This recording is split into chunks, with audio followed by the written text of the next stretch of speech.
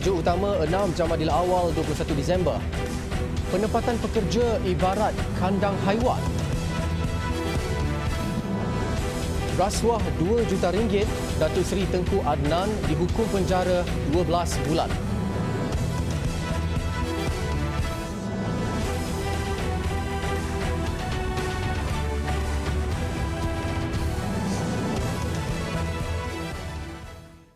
Bismillahirrahmanirrahim. Assalamualaikum warahmatullahi wabarakatuh. Berita Al-Hijrah malam ini bersama saya, Al-Muhsin Muhammad Noor.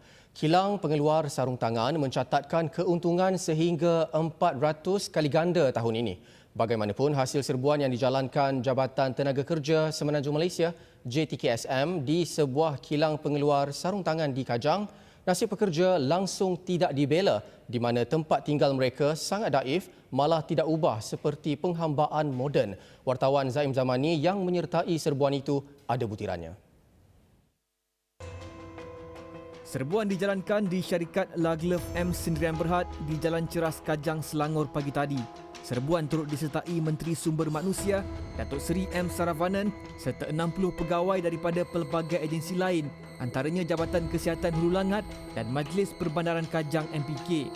Pada awal serbuan, pihak syarikat mendakwa pekerjanya tidak tinggal berhampiran kilang terbabit dan asrama pekerja terletak di sebuah kawasan perumahan tidak jauh dari kilang berkenaan.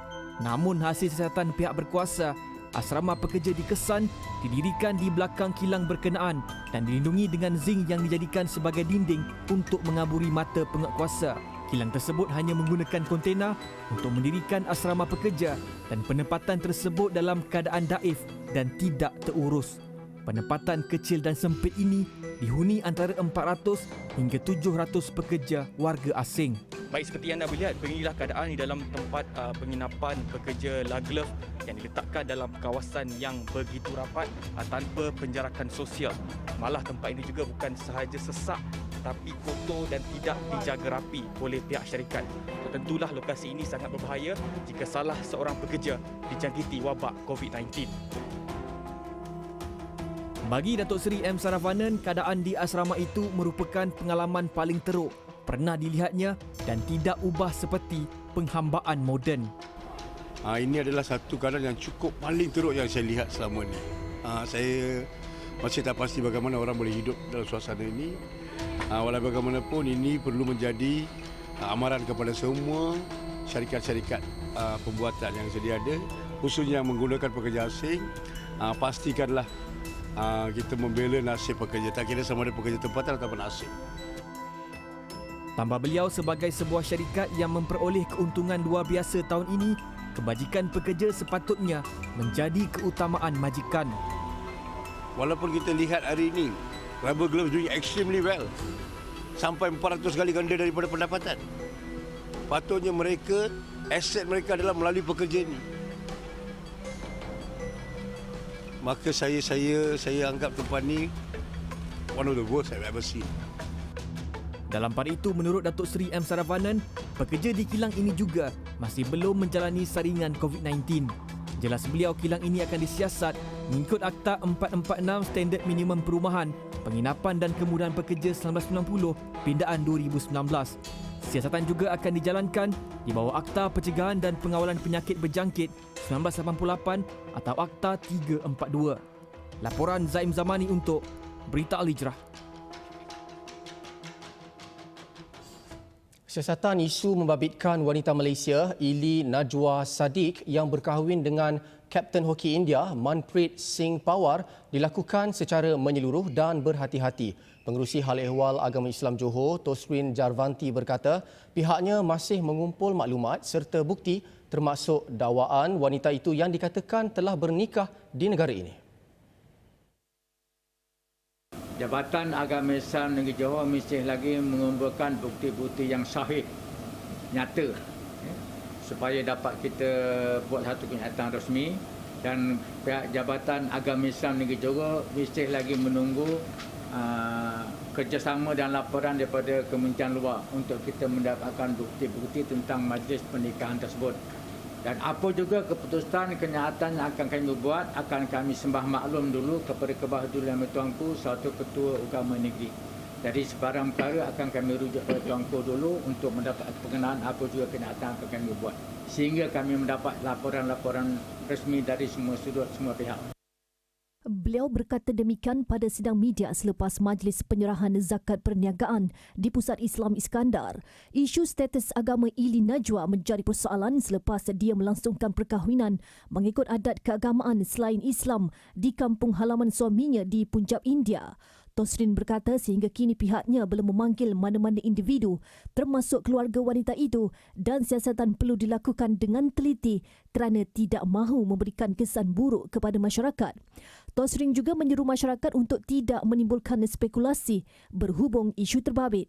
Mengikut laporan sebuah akhbar, wanita berusia 27 tahun itu mendapatkan permohonan khas kerajaan Malaysia dan Kementerian Hal Ehwal Dalam Negeri India untuk terbang ke New Delhi. Sultan Johor, Sultan Ibrahim Iskandar hari ini menzahirkan rasa duka cita berhubung pendedahan seorang wanita bangsa Johor yang didakwa melaksanakan pernikahan tidak mengikut syarak di India. Titah baginda, isu berkenaan hendaklah ditangani dengan penuh kebijaksanaan apatah lagi apabila ia melibatkan hubungan di antara agama, kaum, malahan dua negara.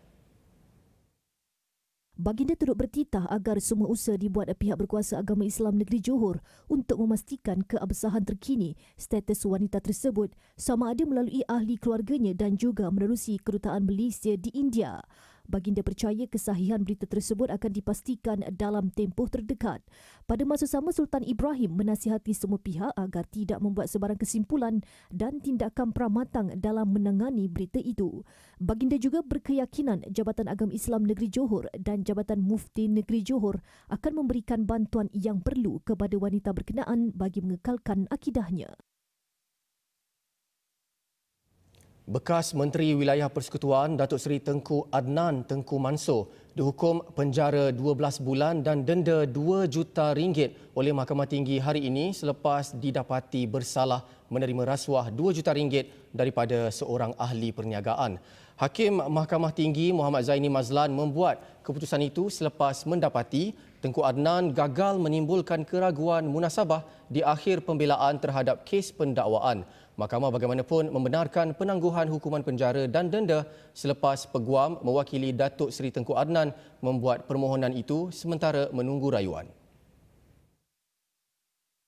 Tengku Adnan atau lebih dikenali sebagai Kunan didakwa dalam kapasitinya sebagai seorang penjawat awam iaitu Menteri Wilayah Persekutuan telah menerima wang berjumlah RM2 juta daripada ahli perniagaan Tan Sri Chai King Kong yang juga pengarah AKSB melalui cek Hong Leong Islamic Bank milik AKSB yang telah didepositkan ke dalam akaun bank CIMB milik Tan Mansori Holdings Sinan Berhad. Ahli Parlimen Putrajaya itu didakwa melakukan perbuatan berkenaan di CIMB Bank Berhad, Cawangan Pusat Bandar Damansara pada 14 Jun 2016. Tengku Adnan dituduh mengikut Seksyen 165 Kanun Kesiksaan yang membawa hukuman maksimum penjara 2 tahun atau denda atau kedua-duanya jika sabit kesalahan. Dalam penghakimannya, Muhammad Zaini berkata tiada keterangan yang menunjukkan bahawa tertuduh mengeluarkan wang RM2 juta daripada akaun Tan Mansori untuk perbelanjaan pilihan raya kecil PRK Sungai Besar Selangor dan Kuala Kangsar Perak. Muhammad Zaini berkata tertuduh gagal menimbulkan keraguan munasabah terhadap kes pendakwaan. Pendakwaan diketuai Timbalan Pendakwa Raya Julia Ibrahim, manakala Peguam Datuk Tan Hock Chuan mengetuai pasukan pembelaan. Seorang pengurus madrasah didakwa di Mahkamah Magistrate Kota Baru hari ini kerana melakukan kelucahan melampau terhadap seorang lelaki di sebuah hotel Rabu lalu. Tertuduh Syamsul Zaman Sukri, 32 tahun, yang turut dikenali sebagai Ustaz Budak, bagaimanapun mengaku tidak bersalah dan mohon dibicarakan. Mengikut pertuduhan yang dibacakan di hadapan Magistrate Muhammad Ibrahim, Syamsul Zaman didakwa melakukan kelucahan melampau terhadap seorang lelaki berusia 30 tahun dalam kejadian 1.15 pagi pada 16 Disember di sebuah bilik hotel di Kota Baru. Pendakwaan dilakukan Timbalan Pendakwa Raya Muhammad Syahril Ramli dan tertuduh diwakili Peguam Siti Atikah Abdul Halim. Tertuduh didakwa mengikut Seksyen 377D Kanun Kesiksaan yang membawa hukuman penjara maksimum 2 tahun jika sabit kesalahan. Terdahulu Atikah memohon jaminan minimum ditawarkan kerana tertuduh seorang pengusaha madrasah di Machang yang perlu menguruskan 150 pelajar. Mahkamah kemudiannya menawarkan jaminan RM3,000 dengan seorang penjamin dan menetapkan 21 Januari sebagai tarikh sebutan semula untuk serahan dokumen. Jalan Raup Bukit Fraser ditutup sepenuhnya berikutan kejadian runtuhan bongkah batu besar pada 5.50 pagi tadi sekaligus menghalang laluan menghubungkan Terenum ke Gap di Bukit Telaga. Ketua Balai Bomba Raup, penolong kanan penguasa bomba Khairul Anwar Yaakob berkata pihaknya bersama Jabatan Kerja Raya JKR giat menjalankan operasi pembersihan yang mungkin akan mengambil masa seminggu. Dan membuat penilaian bahawa memerlukan peralatan jentera berat untuk mengalih atau memecahkan batu tersebut. Jangkaan kerja akan bermula pada petang ini dan dijangka berkemungkinan akan paling lama kita estimate lebih kurang dalam 1 minggu. Buat masa sekarang, jalan antara FT55 daripada Terenum ke Bukit Fraser ditutup untuk semua lalu lintas.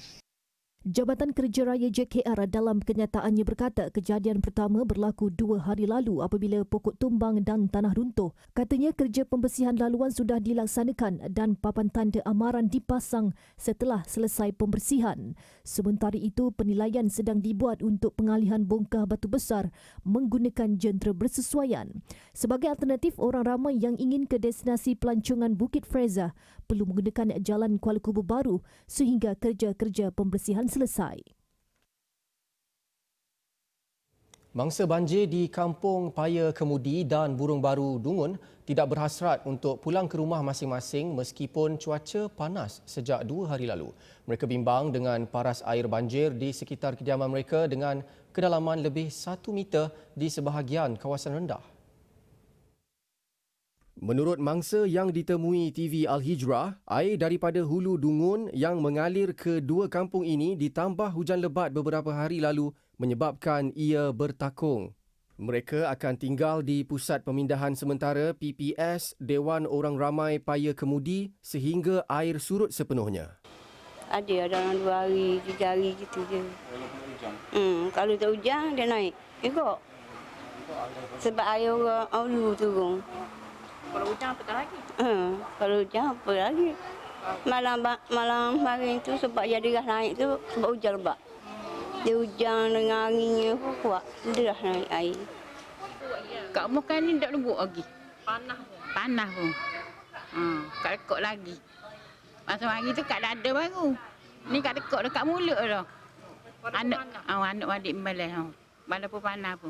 Sebabnya air dari? Air koyak air dari sungai. Sementara itu, Pegawai Pertahanan Awam Daerah Dungun, Kapten PA Ahmad Kamal Hakim berkata, secara keseluruhan situasi banjir di Dungun bertambah baik, di mana jumlah mangsa di 14 PPS seluruh Dungun turun kepada 579 setakat 2 petang tadi berbanding 807 mangsa di 18 PPS pada jam 8 pagi tadi. Sebab kira berlakunya banjir di kampung di bawah ni, di peringkat bawah ni adalah daripada air daripada hulu yang turun ke hilir. Untuk itu yang menyebabkan limpahan air ni lah, dan tambahan semula daripada air pasang. Jadi muka kuala tu kira air sebab lah untuk ni, dia keluar untuk ni.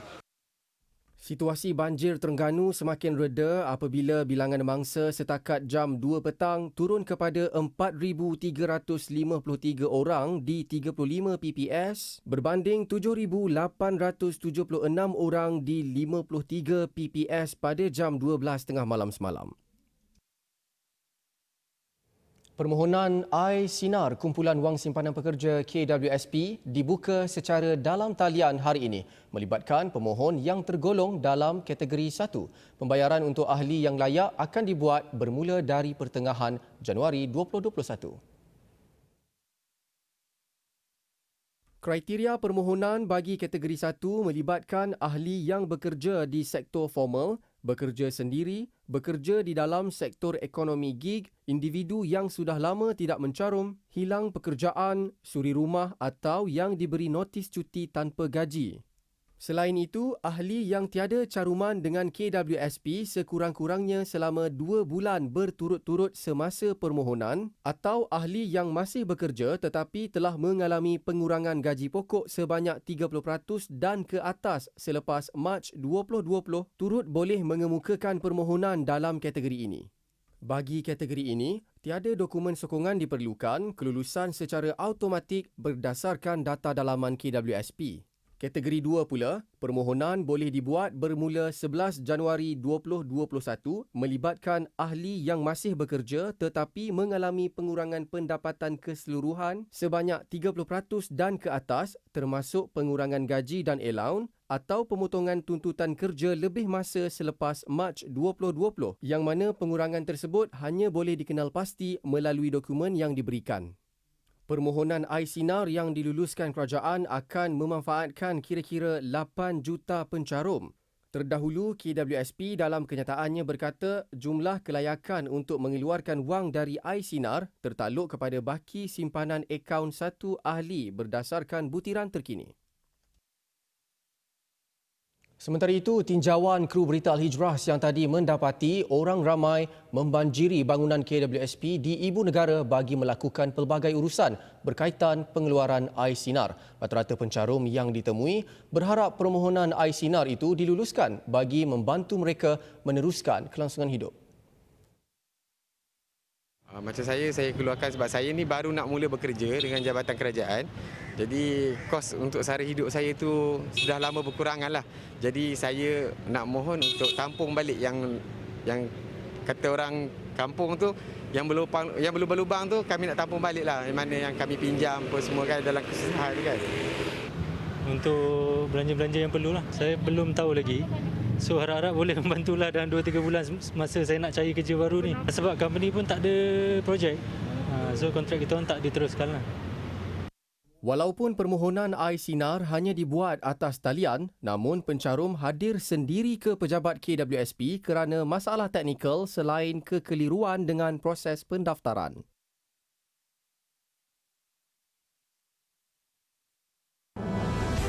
COVID-19 kembali merekodkan lebih 2,000 kes. Alhamdulillah bertemu lagi. Susulan sekatan penerbangan dari United Kingdom oleh beberapa negara besar berikutan penemuan baharu virus yang tidak terkawal, Ketua Pengarah Kesihatan Tan Sri Dr. Nur Hisham Abdullah berkata mereka yang pulang dari negara tersebut perlu melakukan ujian calit dan menjalani kuarantin wajib dan sebelum dibenarkan masuk ke negara ini.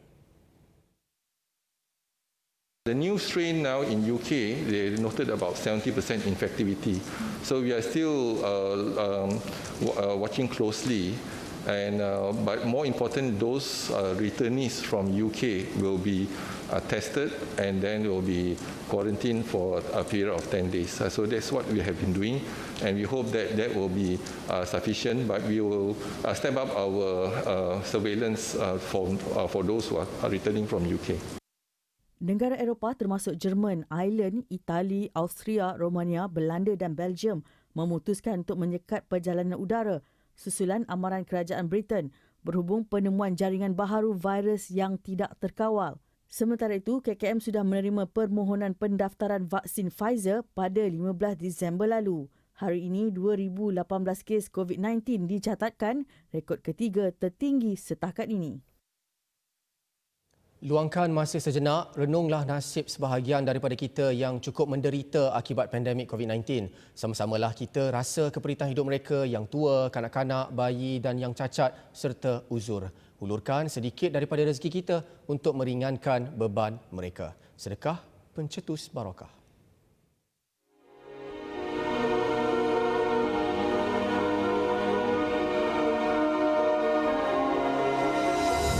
Malaysian Relief Agency MRA. Malaysian Relief Agency MRA. Sama Malaysian Relief Agency MRA. Kinabalu. Malaysian Relief Agency MRA. Malaysian Relief Agency MRA Sabah merayu orang ramai untuk menyumbang menerusi tabung kecemasan OPS COVID-19 2.0 bagi meringankan beban mereka yang terjejas akibat pandemik itu. Hasil sumbangan untuk membantu mereka yang kehilangan sumber pendapatan, pekerjaan dan aset. Lebih 10,000 graduan pelbagai bidang lahir dari College University Agro-Science Malaysia UCAM sejak penubuhannya sebagai Kolej RISDA pada tahun 1999. Daripada jumlah keseluruhan itu, 87.9% graduannya telah mendapat tempat dalam pasaran kerja menerusi bidang kerjaya masing-masing selain dapat melanjutkan pelajaran ke peringkat yang lebih tinggi. Dapatan itu hasil kaji selidik kebolehpasaran graduan sehingga 2019.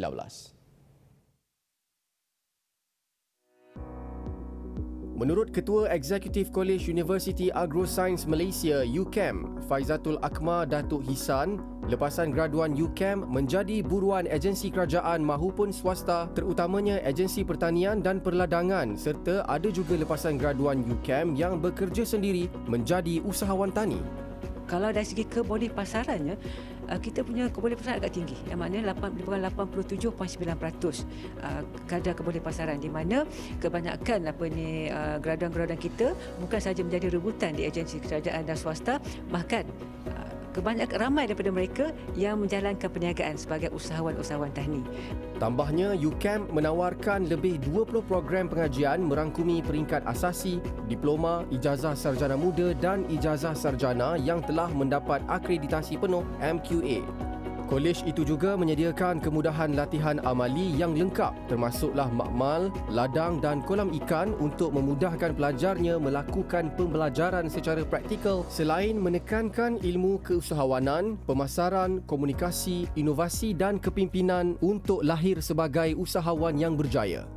UCAM juga turut diiktiraf sebagai Rakan Strategik Malaysia International Halal Academic MIHA oleh JAKIM. Mulai semester akan datang ni, ke semua pelajar-pelajar UCAM yang mendaftar di UCAM, mereka bukan sahaja akan mendapat diploma atau mendapat degree, tapi kita ada added value kat situ. Kita bagi mereka percuma diploma untuk sebagai eksekutif halal.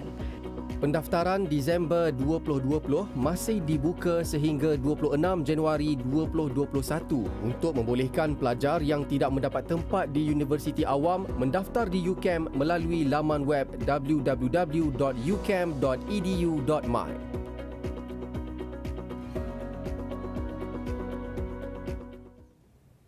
Meluaskan empayar perniagaan bukan sekadar untuk meraih keuntungan semata-mata tetapi juga mahu membantu golongan wanita atau suri rumah menjana pendapatan. Itulah matlamat syarikat Fashira Empire yang sentiasa ingin memberi manfaat kepada masyarakat.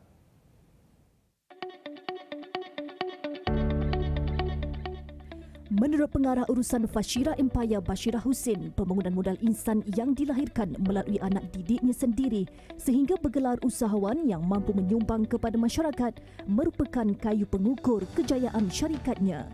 Tambahnya, dia juga percaya bahawa setiap kebaikan yang dibuat pasti akan dibalas dengan kebaikan yang lebih besar.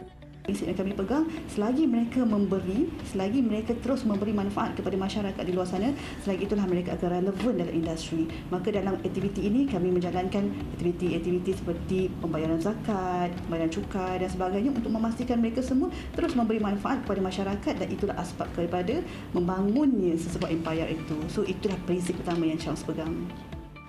Sementara itu, seorang rakan niaga Syams, Nur Atikah Muhammad Ali Piah berkata, bimbingan daripada Fashira Empire, dia berjaya memiliki rumah idaman. Family saya merupakan penerima zakat dan Alhamdulillah atas sebab saya bersama Syams, saya jadi pembayar zakat yang cemerlang dan juga saya dan juga suami kita fokus sama-sama perniagaan Syams ni, di mana suami saya diberhentikan kerja. So yang di luar jangan risau kerana selagi ada sinar harapan. Manakala seorang lagi rakan niaga Wan Nur Izzati Wan Ismail berkata, ibu pejabat Syams sentiasa ada untuk membantunya menjalankan perniagaan tersebut. Bukan setakat diri sendiri sahaja, tapi HQ akan bagi support dengan anak-anak tim dan yang paling best sekali, Mami Shira dan Tuan Nick akan bagi 100% full commitment untuk bantu kami. Syams merupakan produk kosmetik dan penjagaan kulit yang diiktiraf halal oleh JAKIM dan turut diuji oleh pakar kulit Asia Tenggara dengan label Dermatologist Tested. Ia menyediakan platform untuk pengguna memilih barang secara atas talian bagi memudahkan mereka memilih barangan yang disediakan. Mereka yang berminat untuk membeli produk Charms boleh mengunjungi laman web www.charms.my dan laman Facebooknya Charms Cosmetic Skincare.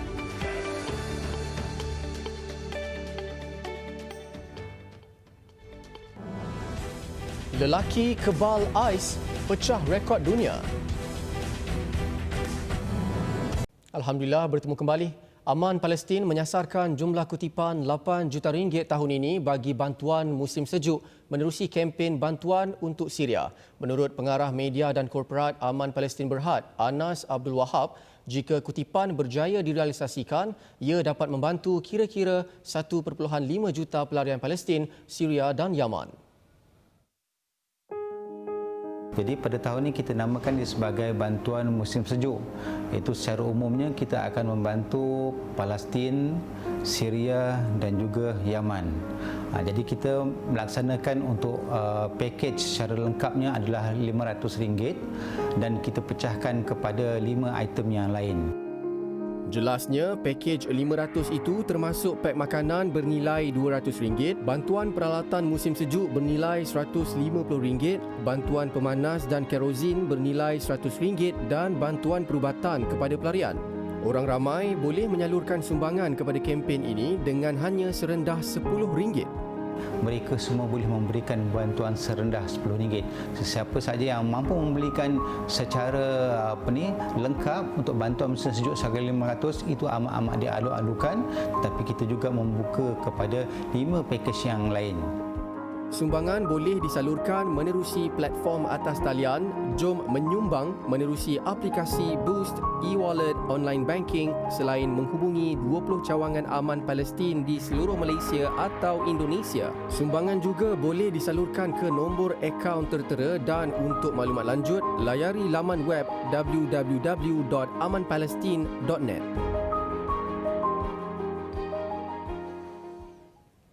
Seorang lelaki, Romain van den Dorp, 34 tahun, berjaya mencipta rekod dunia sebagai individu paling lama berdiri dalam kotak dipenuhi ketulan ais. Tindakan pekerja kesihatan itu dibuat bagi mengumpul dana untuk membantu kanak-kanak yang menghidap kanser.